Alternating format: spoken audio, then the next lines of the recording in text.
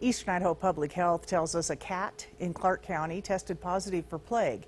Cat's okay, but nevertheless, public safety officials want people to take some precautions with their pets because the weather is starting to heat up, and that means we could see more of this. Esme Carriega stopped by the Idaho Falls Animal Shelter today.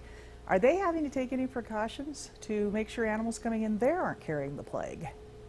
Well, Carol, I talked to Animal Services Manager, and she told me they received the email informing them of the plague, and they're making a couple changes just to be safe.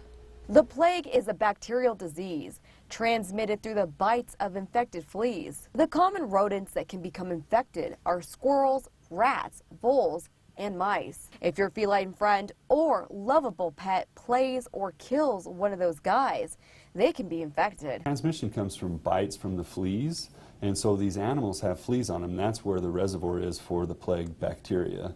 Animal Services Manager Irene Brown says people bring in tree squirrels all the time to the shelter. Now, the ground squirrels in western Idaho are not the same as the squirrels we have here in Idaho Falls that, people trap and bring into the shelter all the time. That's my biggest concern, is I have people trapping and bringing squirrels into the shelter every day. And so that's why I wanted to put some different procedures in place. Tree squirrels in Idaho are not known to carry plague.